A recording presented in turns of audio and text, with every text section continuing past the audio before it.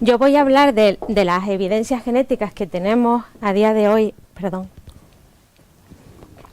sobre el poblamiento de Canarias. Y como esto es un tema que, aunque yo me dedico a hacer ciencia, los trabajos que yo hago tienen repercusión sobre a veces la idea que tiene la población canaria de su identidad. Entonces, una cosa que quiero dejar clara es que aquí estamos hablando de genética, es decir, de la composición de nuestros genes. No estoy hablando en ningún caso de identidad. Tú puedes tener, por ejemplo, una persona que sus padres hayan venido de Alemania, se ha criado aquí y se siente 100% canario. ¿Qué van a decir sus genes? Pues que es europeo, 100%.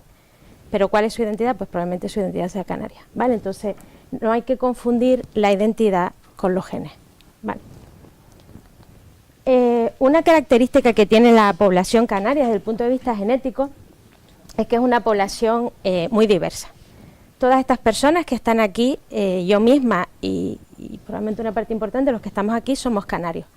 Pero si nos miramos a la cara y miramos nuestras características físicas, nos daremos cuenta que somos bastante diversos. Si eso lo comparas, por ejemplo, con la población, yo que sé, danesa, que son la gran mayoría de piel muy clara, de ojos muy claros y de pelo claro, pues nos daremos cuenta que es una población homogénea, con poca mezcla. Nosotros somos una población muy heterogénea, por lo tanto nos está hablando de mezcla genética. Y el hecho de que haya mezcla genética está claro si estudiamos la historia de Canarias. Probablemente a esta altura del foro ya todos sabemos que hubo una población aborigen en Canarias y cuando los cronistas europeos empezaron a hablar de ellos dijeron que les recordaban a poblaciones bereberes del norte de África. Perdón, llevo desde que empecé mi tesis en el 2002 diciendo bereber, aborigen y prehispánico y tardaré un tiempo en cambiar. Entonces, esta población, los cronistas dijeron que se parecían a los bereberes y que hablaban una lengua similar a la de los bereberes. Una vez que la corona de Castilla se da cuenta de que esto es un lugar estratégico, pues se inicia el proceso de conquista. El proceso de conquista empezó siendo algo pacífico, pero llegado un cierto momento empezaron las confrontaciones. Hubo muertos por los dos lados, pero está claro que la población aborigen es una población confinada, mientras que los castellanos podían seguir viniendo más. Entonces, estos procesos de lucha, de conflicto, tuvieron un impacto sobre la población aborigen, especialmente sobre los varones, que eran los que iban a la guerra. Finalmente, las islas se conquistan, siguen habiendo algunos efectos demográficos sobre la población aborigen, ya que algunos individuos fueron vendidos también como esclavos, y a la vez que empezó a llegar población europea después de la conquista para iniciar el proceso de colonización, también Canarias se expuso a otros contingentes poblacionales. Por ejemplo, para trabajar en los ingenios azucareros, pues se trajo esclavos moriscos, esclavos subsaharianos, y con el contacto con América, pues también hubo un cierto flujo con población amerindia. ¿Y qué ocurrió? Que al final toda esta amalgama se mezcló y dio lugar a lo que es la población canaria actual. La población canaria actual es una población mezcla, pero que consideramos homogénea. Y cuando digo esto les voy a poner un ejemplo para que vean una población mezcla que no es homogénea. Yo también he estado trabajando en Isla Mauricio. Isla Mauricio estaba inhabitada cuando fue descubierta por los europeos y la población se formó a partir de los europeos, de esclavos africanos subsaharianos y de Madagascar y de trabajadores indios que fue un sistema que iba a reemplazar la esclavitud, el sistema del indentured workers de la diáspora india, pues al final eran también como esclavos de origen indio. Entonces, lo que ocurrió, o lo que ocurre en Isla Mauricio, es que la mezcla no fue completa, sino que hoy en día tú tienes indomauricianos, que son de origen hindú, tienes franco-mauricianos, que son de origen europeo y se identifican con europeos, y progresión criolla, los creol, que se identifican con con una ancestría más africana subsahariana. Esto aquí no lo tenemos, tú no vas por la calle y dices, ah, tú eres aborigen, yo soy europeo y tú eres africano subsahariano, ¿vale? Es una población homogénea. Y como esa población es homogénea, es decir, que hubo un proceso de aculturación, no tenemos a quién preguntarle cuando queremos saber cosas de la población aborigen. En Estados Unidos tú tienes reservas de población nativa a los que puedes ir y preguntarles cosas. Aquí no tenemos reservas de población aborigen, ¿vale? Entonces, cuando queremos saber cosas, lo que tenemos que hacer es irnos al registro arqueológico. Desde el punto de vista de la genética, cuando nosotros vamos al registro arqueológico, ¿qué dos preguntas hemos querido responder? Una de ellas, que es el tema de este foro, es cómo se produjo el proceso de colonización aborigen. Y la segunda es cuál fue el origen geográfico de esta población. ¿Por qué el proceso de colonización aborigen, el proceso de poblamiento, es importante desde el punto de vista genético? Porque una cosa de las que hablan los cronistas es que cuando ellos llegan a Canarias, la población aborigen desconoce la navegación. Entonces, ya incluso desde ese momento se decía, bueno, pues esta gente son islas oceánicas, nunca han estado conectadas al continente, ¿cómo llegaron aquí? Teniendo en cuenta que no tienen conocimientos de navegación, pues tenemos dos posibilidades para ver cómo llegó esa gente ahí. O bien llegaron por sus propios medios y después dejaron de usar la navegación por la razón que sea, o bien los trajeron otras personas con conocimiento de navegación. Otra duda que se tiene es si estas migraciones fueron voluntarias, es decir, si la gente que vino a Canarias decidió por su cuenta que quería venir, o si fueron forzados, como ayer estaba hablando José. Y también queremos saber si el poblamiento se produjo en un único evento, o si hubo varias oleadas migratorias. Y también los cronistas hablaban de que parecía que los indígenas de las distintas islas, aunque después de cierto tiempo se entendían entre ellos, parecía que hablaban dialectos distintos de un mismo idioma. Entonces, ¿realmente estaban aislados y no había contacto entre ellos, o sí existían contactos entre islas? Y respecto al origen geográfico, yo creo que está claro que el origen está en el norte de África, pero cuando decimos norte de África nos referimos a Marruecos y Sáhara, es decir, vinieron justo de aquí, o son poblaciones más del norte de África mediterráneo, es decir, eran de Túnez y Argelia y se desplazaron hasta aquí. Entonces, estas son las dudas que nosotros tenemos, pero no es algo que los que trabajamos en genética nos hayamos inventado. Bueno, otra cosa, que esta diapositiva la añadí por lo que habíamos estado hablando ayer de las dataciones. Yo trabajo en genética, por tanto, no soy especialista en arqueología. Y como no soy especialista en arqueología, trato de no tener opiniones de tipo arqueológico. Yo voy a hablar aquí de la fecha del poblamiento que tenemos como base, basado en las dataciones que hay sobre material óseo. Y no cualquier datación, sino dataciones recientes que estén calibradas, es decir, dataciones que sean fiables. Aquí tienen las dataciones de las que disponemos hasta ahora. Hay algunas de ellas que es solo un individuo, como por ejemplo esta del Homo galeón en Gran Canaria, pero cuando tenemos varios individuos de un mismo yacimiento hemos hecho una fecha combinada, como por ejemplo la del Capricho.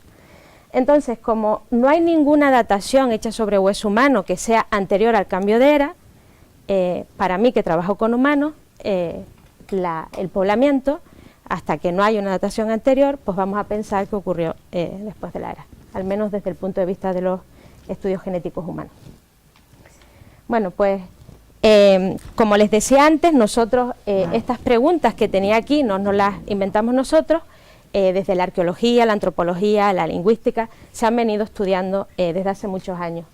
Pero ahora, para estudios del poblamiento de Canarias y en general de las poblaciones humanas de todo el mundo, tenemos una nueva herramienta. Y esa nueva herramienta es el ADN. Entonces, yo sé que lo del ADN ya es algo que se habla todos los días, pero vamos a repasarlo por si acaso a alguno se le haya olvidado lo que es el ADN, ¿vale?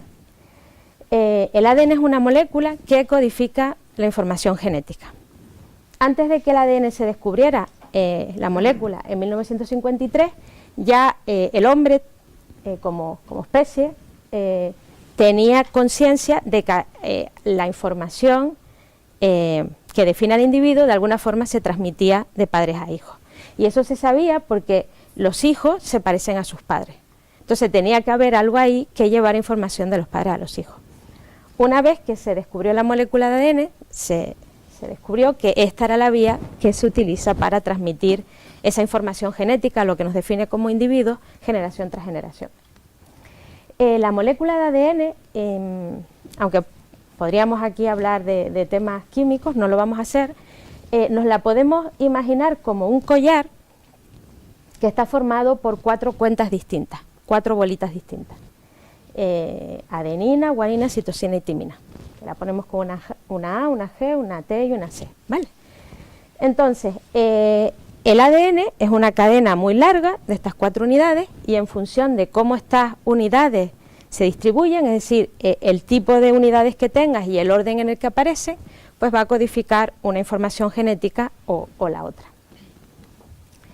Entonces, cuando nosotros comparamos a los individuos, vemos que existen diferencias. Por ejemplo, todos estos individuos aquí tienen una citosina, excepto este que tiene una timina. Todos estos tienen guanina, este tiene una adenina. Pues esos cambios los denominamos mutaciones. Y los cambios que cada uno de nosotros en esta sala tenemos en nuestro ADN van a determinar que unos tengamos el pelo más oscuro, otros tengamos el pelo más claro, uno tengamos la piel más clara y otros la piel más oscura, ¿vale? Pero no solo eso.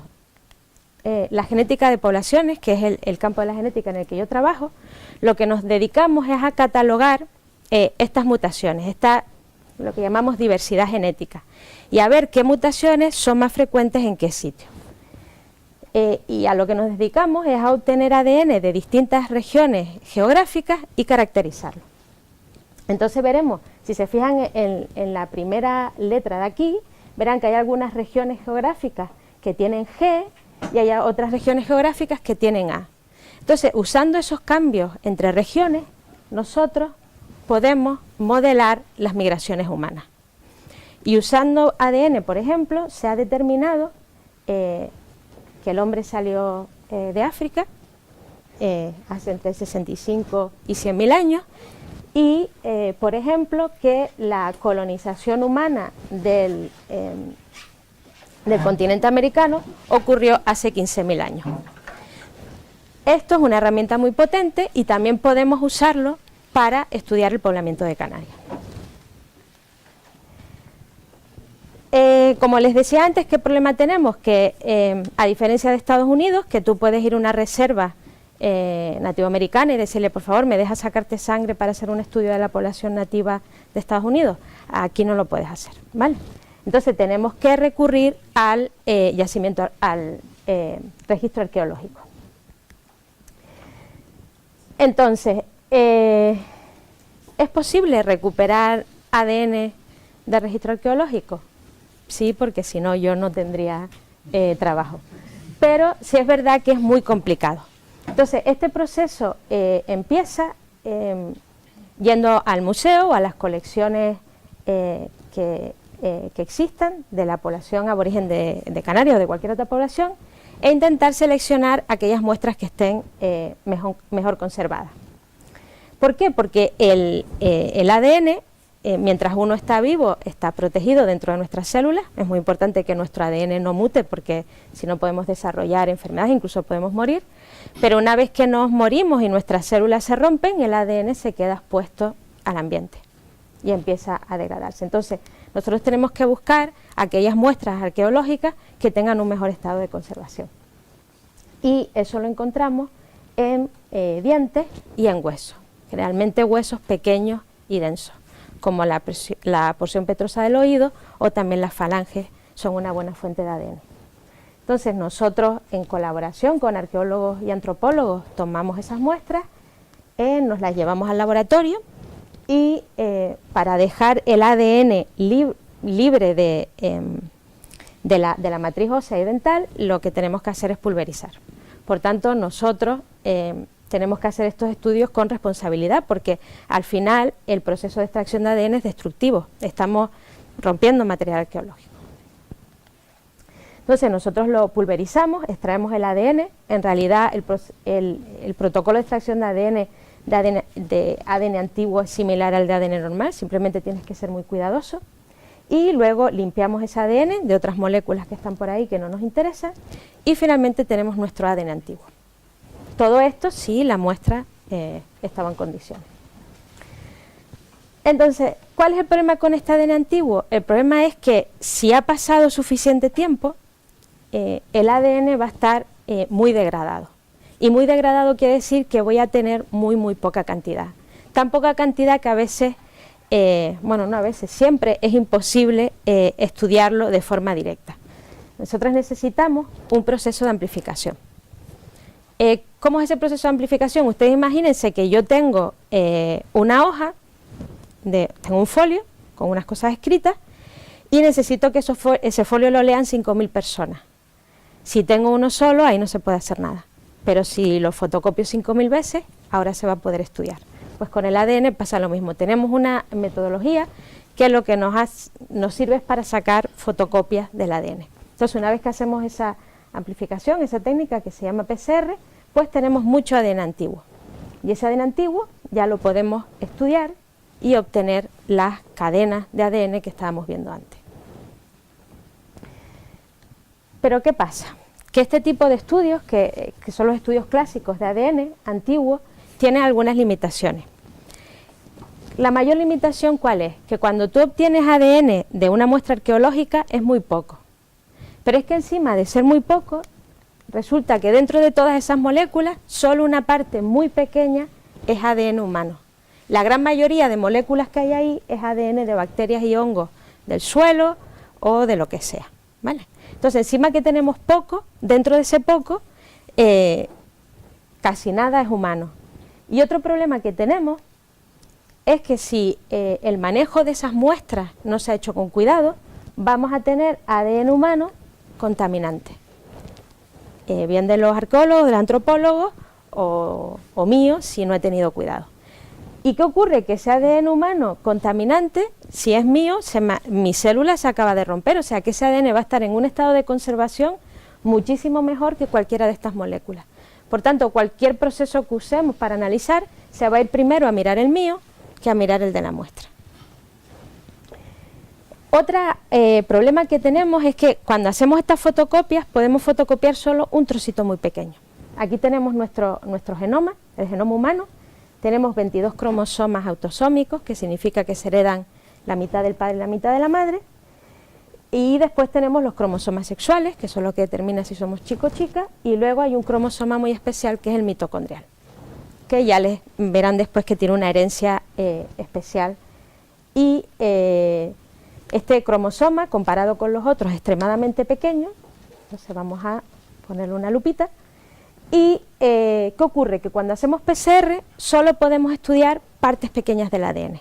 Es decir, que vamos a poder estudiar un trocito del cromosoma mitocondrial y luego verán por qué algunos trocitos del cromosoma Y, ¿vale? Entonces, ¿hay alguna forma de solucionar esto? Es decir, los problemas de contaminación y el hecho de que solo pueda estudiar una parte muy pequeña. Pues la solución a este problema se empezó a descubrir en el año 2005 y es la secuenciación genómica. La secuenciación genómica lo que te permite es estudiar cantidades ingentes de ADN de una sola vez. Por ejemplo, este de aquí, que era el que teníamos en Estados Unidos, cada vez que pones a funcionar este aparato, tarda unas 26 horas y te lee 400 millones de secuencias de ADN. Es decir, que tú en 26 horas tienes 400 millones de secuencias de ADN para estudiar, ¿vale? Si el 80% de esas secuencias resulta que es de bacterias y hongos, me da igual, porque tengo tanta cantidad que voy a ver mucho más de ese ADN humano, de lo que estaba viendo antes. Entonces, para hacer esto, simplemente tenemos que unir adaptadores a nuestro ADN antiguo, esto sin amplificar, el ADN tal cual sale del hueso.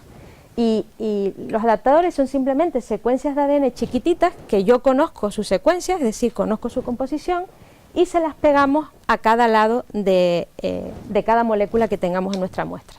Y estos adaptadores simplemente sirven para decirle al secuenciador, tienes que leer aquí, ¿sabes? No leas otras cosas, léeme esto. Entonces, una vez que tenemos la librería de ADN antiguo, que es cuando le unes los adaptadores, lo metes en el secuenciador masivo y después de 26 horas pues tienes un archivo de texto de unos 40 o 50 gigas con todos los datos genómicos ahí. ¿Cuál es la ventaja que tiene esto? Pues que ahora a mí el ADN contaminante ya no me molesta tanto. ¿Y por qué no me molesta tanto? Porque nosotros sabemos qué cosas caracterizan al ADN antiguo. El ADN antiguo se caracteriza por dos cosas.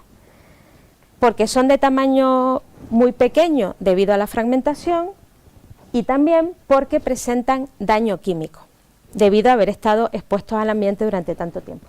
Es decir, que nosotros conocemos los patrones específicos de degradación del ADN.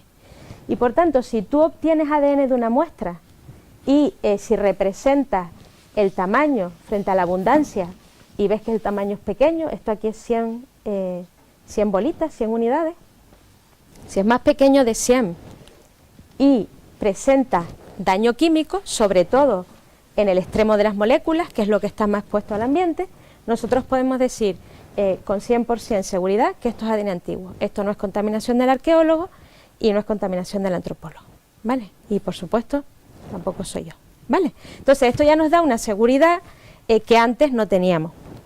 ¿Cuál es otra ventaja? Que ya no tenemos que amplificar nada, ya no nos tenemos que ir a una zona concreta, sino que ya podemos conocer la secuencia completa de todo el genoma, pero ahora vamos a hablar de mitocondrial, sobre todo, que es lo que más se ha estudiado. Entonces, ¿por qué nosotros nos vamos al mitocondrial? Pues utilizamos esta molécula porque tiene una herencia que es muy interesante. Y la herencia del mitocondrial es interesante porque se produce de madre a hijo sin modificaciones.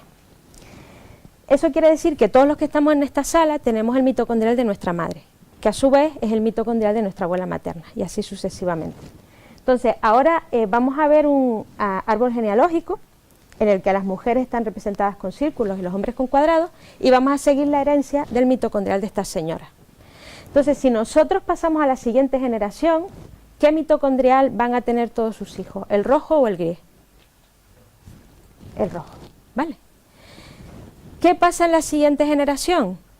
¿Quién van a tener el mitocondrial de color rojo? Pues los hijos de las hijas de esta señora. ¿Y qué va a ocurrir en la siguiente generación? Que lo van a tener los hijos de sus nietas. Y así sucesivamente, generación tras generación. Y aquí lo que vemos, lo que conocemos como un linaje materno, ¿vale? El mitocondrial traza los linajes maternos. Bueno, otra cosa que es importante es que como se va heredando por línea directa, generación tras generación, se van acumulando mutaciones que hacen que regiones geográficas distintas tengan mitocondriales distintos. Tras muchísimos años estudiando ADN mitocondrial en todo el mundo, hemos ido caracterizando qué mitocondriales son característicos de qué región geográfica.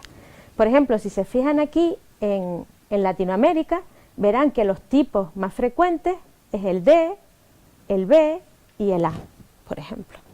Y en el África subsahariana, en los tipos de mitocondrial más frecuentes es el L1, L2 y L3. Entonces, ¿por qué esto es importante? Porque imagínense que ahora me dan un resto arqueológico y me dicen, esto no tiene contexto arqueológico ninguno. ¿Tú me puedes decir de dónde viene esta muestra?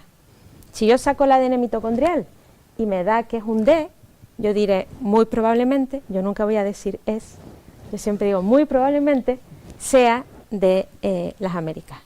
En cambio, si da un L2, yo diré esa muestra muy probablemente es subsahariana, ¿vale? Entonces, por eso el mitocondrial es tan potente para determinar el origen geográfico de las poblaciones. Esta charla la voy a centrar en el mitocondrial, pero bueno, les voy a explicar lo del cromosoma Y para que vean que tenemos la contrapartida masculina. El cromosoma Y se hereda de padres a hijos sin modificaciones. Eso quiere decir que este señor va a transmitir su cromosoma Y a sus hijos varones. Y esto lo transmitirán a sus hijos varones. Y así generación tras generación. Por tanto, decimos que el cromosoma Y lo que traza son los linajes paternos. Y estudios de cromosoma Y a nivel mundial pues han encontrado lo mismo con el mitocondrial, que hay cromosomas Y que son típicos de América, en este caso es increíble, el haplogrupo Q está presente solo en América y en esta zona de aquí, mientras que, por ejemplo, en el África subsahariana el más frecuente sería el E, ¿vale? Entonces, no voy a hablar más de cromosoma Y, pero simplemente para que lo sepan. Entonces, todo lo que hemos hecho con el mitocondrial hasta ahora, ¿cómo podemos usar esos datos para explicar o para intentar responder estas dos preguntas? Bueno, pues aquí les traigo la composición del mitocondrial de las 7 islas. Y ustedes dirán, hay 6, es verdad. No sé si lo hemos estado hablando aquí, pero el material arqueológico en Lanzarote y Fuerteventura es muy escaso. No tenemos tamaño muestral suficiente para hacer esos análisis por separado. Y también sabemos que estas dos islas se parecían mucho. Así que a mí los arqueólogos me han dado permiso para que yo ponga Lanzarote y Fuerteventura en un solo grupo, ¿vale? Entonces, ahora voy a hablarles, ustedes probablemente ya habrá algo que les llame la atención, voy a hablarles en principio de lo que a mí como persona que trabaja en genética me llama la atención. Uno de los, como nosotros sabemos el origen geográfico de cada uno de estos linajes del ADN mitocondrial, el primero que nos llama la atención es el haplogrupo U6, el que a lo mejor algunos ya han oído hablar. ¿Y por qué el U6 es importante? Porque este haplogrupo es muy frecuente en el norte de África. Entonces, lo que ven aquí es un mapa de distribución y de frecuencia, en el que se ve coloreado en rojo o en rosa dónde aparece este haplogrupo, en qué región geográfica aparece, y con un código de color vemos su frecuencia. Entonces, cualquier persona trabajando en genética y cualquier persona en general ve esto y dice, efectivamente, el U6 es un haplogrupo norteafricano. Y es precisamente la presencia del U6 lo que ha confirmado el origen norteafricano de la población aborigen. Pero vamos a volver aquí otra vez. Alguien muy con un ojo analítico habrá dicho, sí, hay U6, pero es que luego hay un montón de otras cosas. ¿Y esas otras cosas qué? ¿No son importantes? Pues también lo son. A mí uno que me llama mucho la atención, por ejemplo, es el T2. El T2 que es muy frecuente, que está presente en casi todas, muy frecuente en Gran Canaria, en Tenerife. Si ahora yo les pongo aquí el mapa de distribución y frecuencia del T2, verán que la cosa cambia un poco. ¿Cómo podríamos llamar este haplogrupo? Pues yo lo llamaría un haplogrupo de distribución más europea. ¿Vale? Entonces, ¿qué hace este haplogrupo de origen europeo en la población aborigen? Y cuando digo origen europeo, estoy hablando de origen europeo a distancias temporales mucho mayores que la conquista de Canarias. ¿Vale? Es un haplogrupo de origen europeo en un significado un poco más amplio temporalmente, ¿vale? Pero es verdad que se originó en Europa. Entonces, cuando nosotros vimos esto, dijimos, bueno, esto tiene dos explicaciones. O bien, este haplogrupo europeo ya estaba en el norte de África en el momento de la colonización de las Islas Canarias, o bien las Islas Canarias recibieron otras influencias además de la norteafricana. ¿Cómo podemos demostrar esto? Pues nos tenemos que ir a muestras prehistóricas del norte de África. Es la única forma que tenemos de demostrar cuál de estas dos hipótesis es la cierta.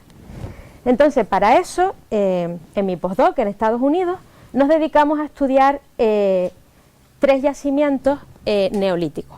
Un yacimiento neolítico temprano del norte de África, en la cueva de Ifrana Moussa, un yacimiento del neolítico tardío, hace unos 5.000 años, también de Marruecos, de Kefel Barú, y para compararlo con algo europeo, pues cogimos la cueva del Toro en Andalucía, que esto es neolítico también, ¿vale? Y lo comparamos con otras muestras de la prehistoria del norte de África, esto no es neolítico, es paleolítico, de Marruecos de hace 15.000 años, ¿vale? Entonces quisimos ver, desde el punto de vista del mitocondrial, pues qué pasaba por ahí. Entonces, esto es lo que nos encontramos. Este es un árbol de mitocondriales en el que ponemos juntas las cosas que se parecen más, ¿vale? Entonces yo les voy a explicar un poco cómo está esto. El paleolítico norteafricano, el de hace 15.000 años, el Marruecos de hace 15.000 años, está en verde. El Neolítico temprano de Marruecos, hace 7000 años, está en violeta. El Neolítico tardío de Marruecos está en naranja y el Neolítico europeo está en azul. Entonces, ¿qué es lo que vimos? Que tanto en el Paleolítico como en el Neolítico temprano había cosas que se consideran muy norteafricanas, como por ejemplo el U6 y otro haplogrupo del que no hemos hablado, pero que también es muy norteafricano, el M1.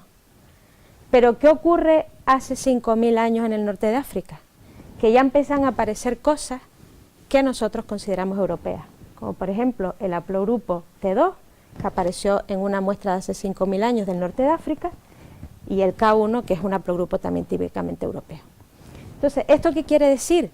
Que hace 5000 años el norte de África ya había recibido influencias neolíticas europeas, es decir, la expansión de sociedades agricultoras por todo el Mediterráneo no solo afectó a Europa, sino que también afectó al norte de África. ¿Qué quiere decir esto? Que los bereberes o los amasí ya eran una población mezcla en ese momento. Y esto que nos recuerda que el hombre se ha estado moviendo toda su historia evolutiva y que tenemos que dejar de pensar en las zonas geográficas como regiones estancas. El hombre se lleva mezclando y se lleva moviendo desde que somos hombres, ¿vale? Entonces, esto nos ha servido para decir, bueno, ya la presencia de estos linajes no se oponen a un origen bereber para la población norteafricana la población aborigen de Canarias. Es decir, que todas estas cosas europeas que vemos por aquí tienen sentido porque eso ya estaba en el norte de África en el momento de la colonización aborigen. Entonces, ya he hablado de lo que me llama la atención a mí. ¿Qué les llama la atención a ustedes cuando ven esos gráficos? El caso de Hierro, por ejemplo. O sea, una cosa que llama mucho la atención es que son muy distintas. O sea, tenemos 2, quizás 3 con La Palma, que son más o menos parecidas, pero después tenemos otras que no se parecen, nada. Una cosa, aunque todas más o menos tienen los mismos tipos, sí es verdad que las frecuencias de esos tipos cambian. Es decir, hay unas islas que tienen muchísimas cosas, como Gran Canaria, Tenerife y un poco La Palma, pero luego hay otras islas que tienen solo, por ejemplo en el caso de Hierro, 3 haplogrupos distintos. Hay una forma de medir eso, que es calcular lo que llamamos la diversidad del mitocondrial, es decir, es una medida de cuántas cosas distintas tienes en cada isla, y vemos que hay islas que tienen una diversidad relativamente buena, un valor más o menos alto, y hay otras islas, con el caso extremo del Hierro, que tienen muy poca diversidad. ¿Cómo podemos interpretar esto desde un punto de vista poblacional? Pues, o bien, si nosotros tomamos como base que la cantidad de población que llegó a cada isla fue más o menos similar, tendremos islas que tenían recursos suficientes para mantener una población grande, y tenemos otras islas en que quizás esa población tuvo un poco más de problemas para adaptarse al medio y no tenían quizás los medios para mantener una población grande. También puede ocurrir que llegaran cantidades de población más pequeñas. O también puede ocurrir que tuvieran en su día un tamaño poblacional grande, pero por cuestiones de sequías o de hambrunas o de lo que fuera, el tamaño poblacional se redujera, ¿vale? Pero para mí lo más importante de este resultado es que no podemos hablar de la población aborigen de Canarias como si fuera un todo. Tenemos que empezar a estudiar cada isla por separado, porque ya sabemos que no ocurrió lo mismo en cada una de las islas. Otro resultado que también llamó la atención y que tiene mucho que ver con el tema del poblamiento es que, no sé si ustedes se han dado cuenta, pero hay ciertos tipos que solo están presentes en las islas orientales. Por ejemplo, el haplogrupo U5, que es muy fácil de ver porque tiene este color naranja, el U6C también aparece solo en las islas orientales, y por ejemplo el H4, que está aquí. Entonces, ¿cómo podemos interpretar esto? Pues cuando tú en un archipiélago tienes algunos tipos mitocondriales que los tiene todo el mundo más o menos, y unos que lo comparten solo unas islas, pues puede ser el resultado de 2 oleadas de poblamiento. Es decir, una oleada que afectó a todo el archipiélago y una segunda oleada que afectaría mayoritariamente a las islas orientales. Entonces ustedes me pueden decir a mí que al final mis tamaños muestrales no son muy grandes, que esto puede ser un artefacto. Quizás, pero no lo parece, porque estas diferencias que observamos son estadísticamente significativas, ¿vale? Pero es que además, una cosa que es muy interesante es que este resultado no lo vimos por primera vez en población aborigen, ¿vale? Porque esto que tenemos aquí es población aborigen. Este efecto, esta asimetría entre las dos partes del archipiélago, lo vimos hace años en población moderna. Es decir, que esta señal en el que hay cosas que son más frecuentes o que están exclusivamente en las islas orientales, lo detectamos incluso en población moderna, ¿vale? En este caso les traigo el resultado del U6C1. Esto es un trabajo que todavía está en pañales, pero desde el punto de vista de la genética vamos a seguir trabajando en esta tesis, en ver si los resultados genéticos apoyarían la existencia de dos oleadas. Pero como ahora usamos moléculas enteras de mitocondrial, y no como antes que usábamos trocitos, podemos ir un poco más allá de lo que íbamos antes. El U6B1, que siempre que me hacen una entrevista me preguntan por él, es extremadamente famoso en Canarias. ¿Por qué? Porque se considera un linaje autóctono de Canarias, es decir, que solo está en Canarias. Bueno, esto es un árbol como el de antes, y aquí los códigos de colores son un poco distintos. En verdito tenemos norte de África actual, amarillo son aborígenes canarios, este naranja son canarios actuales, y los europeos, por ejemplo, están en azul, y este aquí, de este color grisito, es un señor cubano, ¿vale? Entonces, el U6B1 se considera autóctono de Canarias, ¿por qué? Porque solo está en población canaria y en poblaciones que han recibido canarios o migraciones canarias en tiempos históricos, como por ejemplo la península ibérica, como por ejemplo Cuba, ¿vale? ¿Qué hemos descubierto en este nuevo estudio? Que espero que lo publiquemos pronto, está sin publicar, por eso les puse aquí lo del tweet, pero que lo publicaremos pronto, es que el U6B1 no es un caso aislado. Hemos descubierto otros linajes que son autóctonos de Canarias. Les traje, por ejemplo, este, porque hay dos individuos de la palma que están, bueno, hay tres individuos de la palma. En este caso ahí, este linaje autóctono es un JA2 de 1A, el nombre la verdad que no es tan sexy como el del U6B1. Y aquí esto nos dice varias cosas. Por un lado, tenemos este linaje que es autóctono de Canarias, porque lo tenemos en dos aborígenes de La Palma, un aborigen de La Gomera, una persona de La Palma actual, alguien de Canarias que no sabemos de qué isla es, y una persona de Brasil, ¿vale? Entonces esto lo consideramos autóctono. Pero es que además vemos que los linajes hermanos de este, que es canario, están en Argelia, Túnez, Argelia y Argelia. Es decir, que no solo descubrimos linajes que son típicos de Canarias, sino que vemos de dónde vienen. Otra cosa que hemos podido hacer es intentar datar estos linajes que aparecen en Canarias. Como ven, los errores que tenemos asociados son ridículos, o sea, esto es imposible saber nada, pero bueno, hay otros casos en que podemos hacerlo un poco mejor. Todos estos que tienen asterisco de aquí son autóctonos de Canarias, está el U6B1 y los 4 nuevos que describimos. Entonces vemos que si nosotros ponemos la marca en el último hueso que tenemos datado, yo creo que ahora después de los de La Gomera iría un poquito más hacia allá, pues vemos que hay algunos linajes autóctonos que son compatibles con un origen en Canarias, y luego tenemos el U6B1 que queda un poco fuera. ¿Eso qué quiere decir? O bien que el U6B1 se originó en el norte de África y todavía no lo hemos visto, o bien que cuando sigamos datando vamos a echar la fecha del poblamiento un poco más hacia atrás. Todavía no lo sabemos.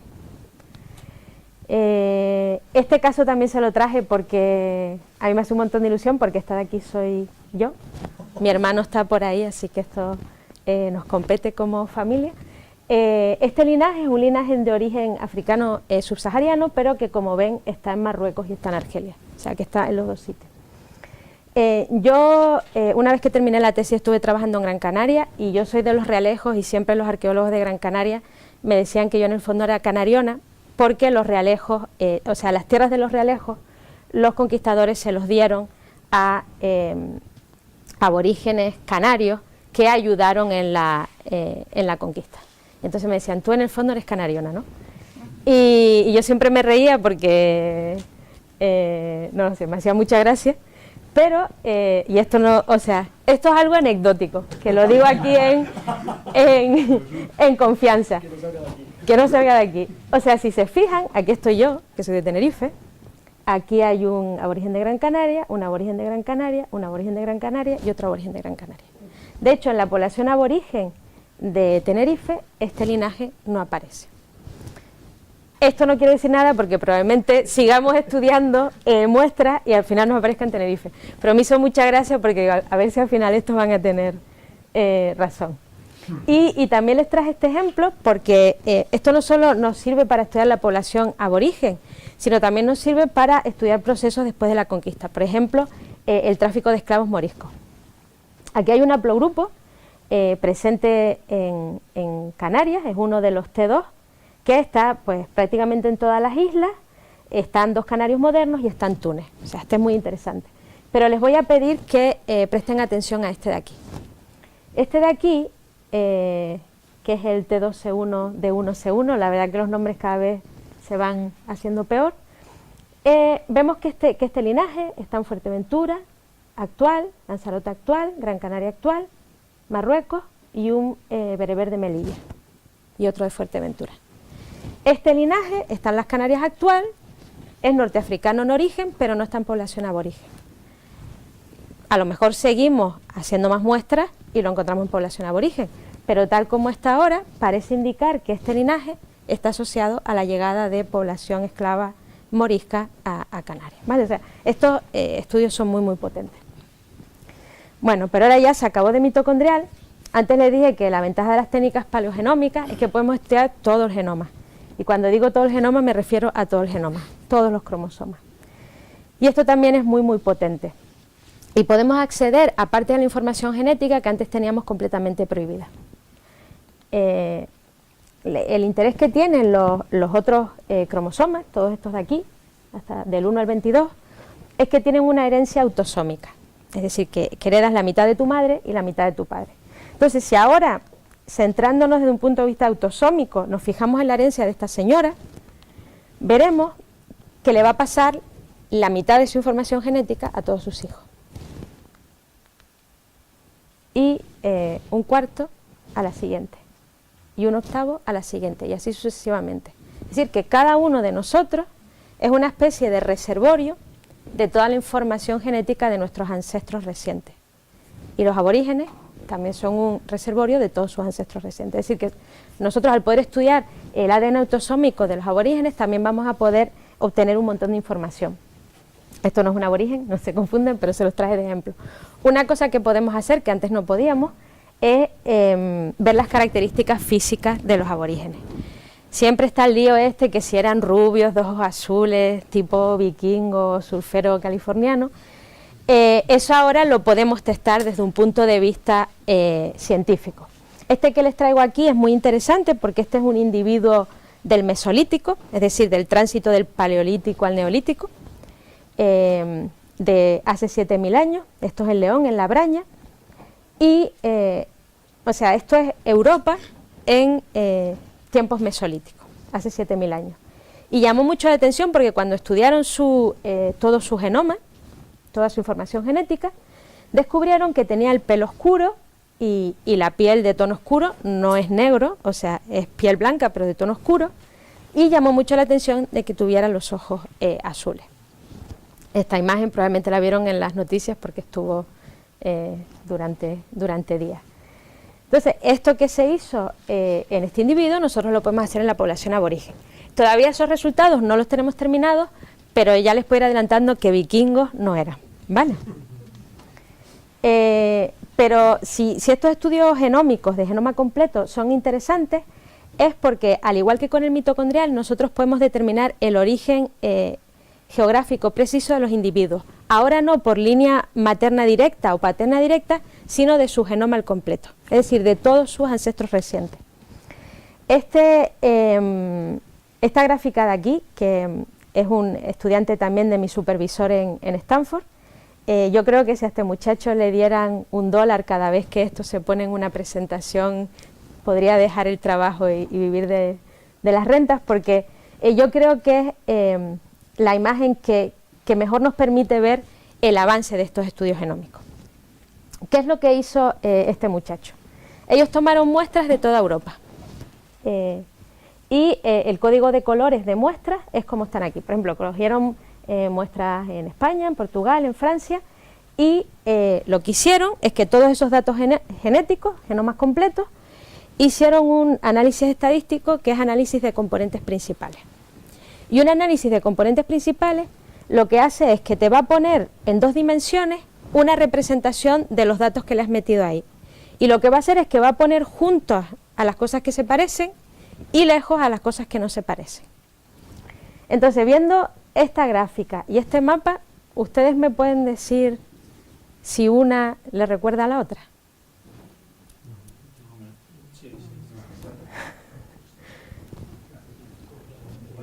Sí, ¿no? O sea, vemos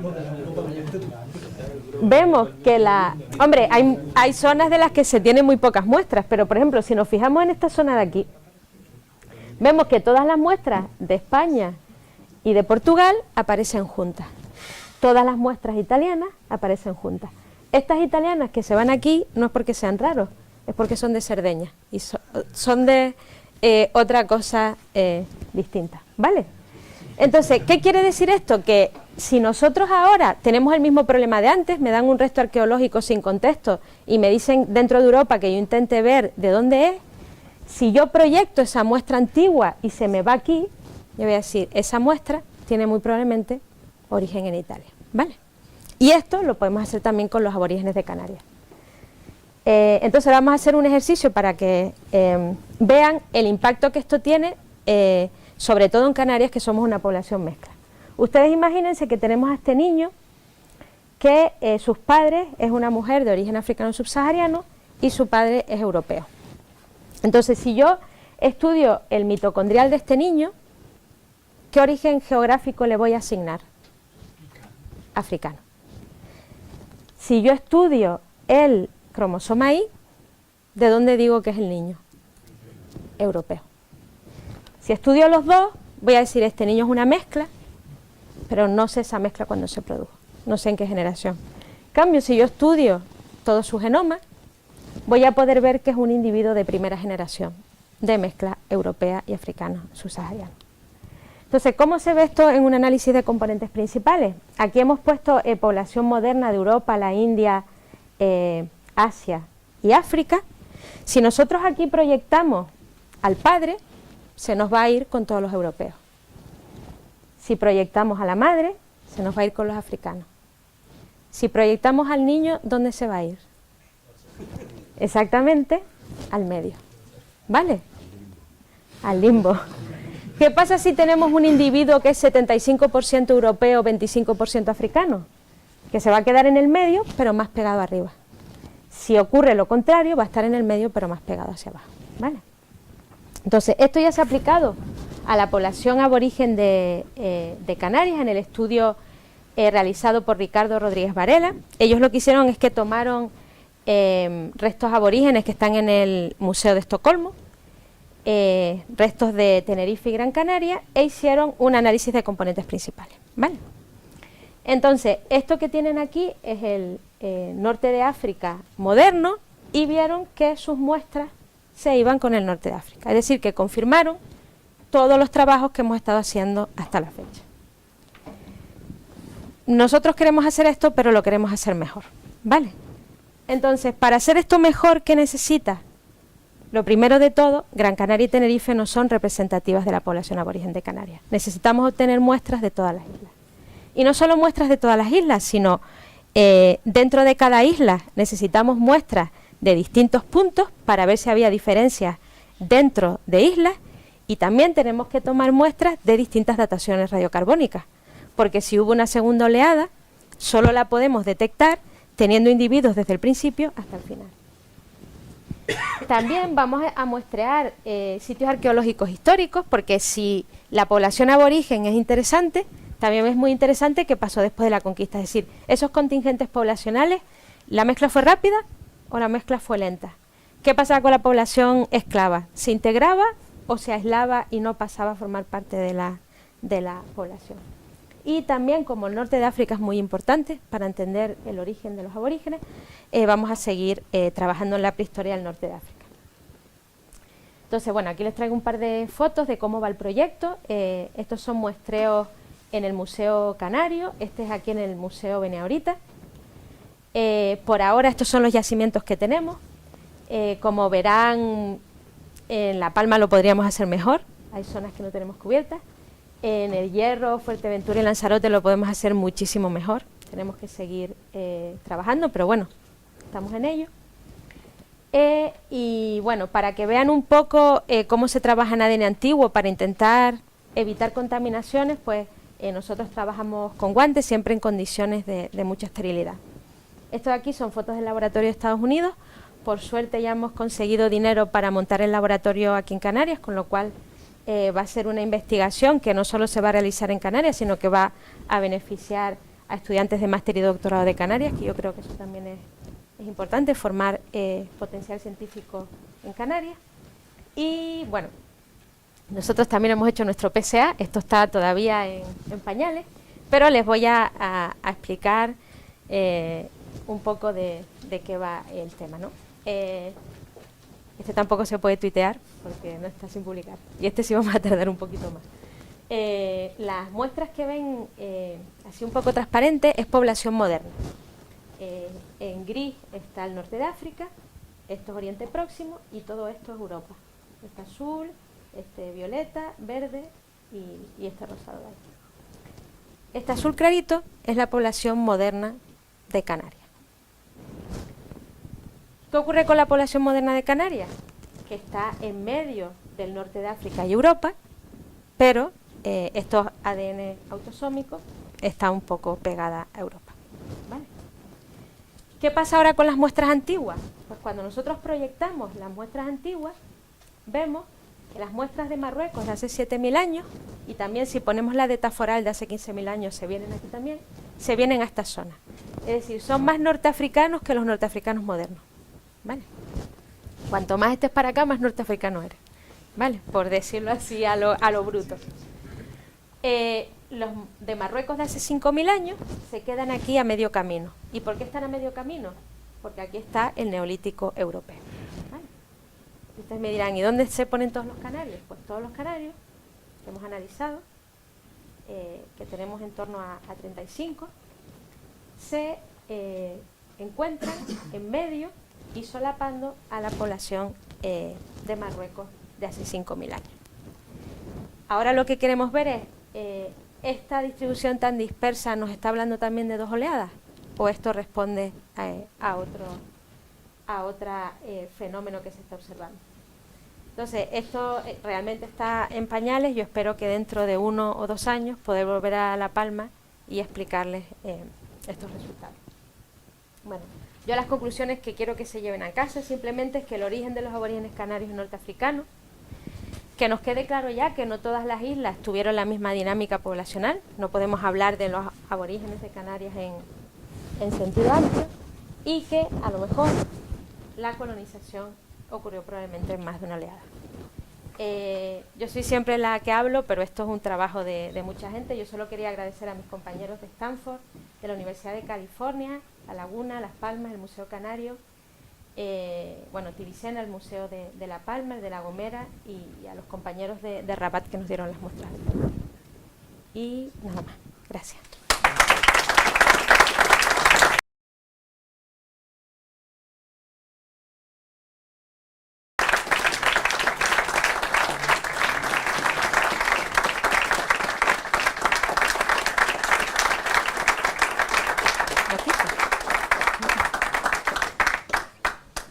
Las preguntas para después, ¿no? Ah. Bueno, me quito la chaqueta. Claro, aquí el ratón.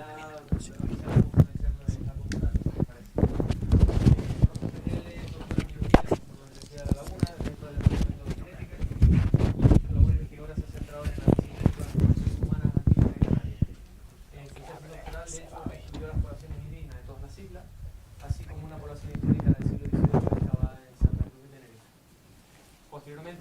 desarrolló su labor investigadora en Estados Unidos, en Stanford, aplicando técnicas genómicas al estudio de la transición neolítica en el norte de África, y en la actualidad es profesora en el área de genética de la Universidad de La Laguna, donde continúa estudiando las poblaciones indígenas de Canarias.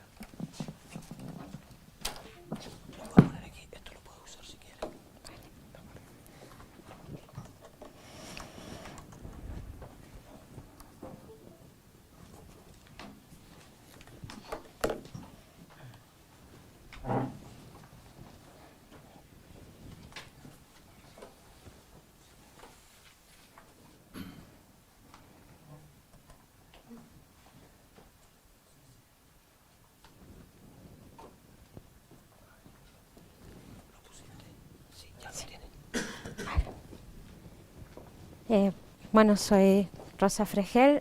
Antes de nada quería agradecerles a los organizadores por haberme...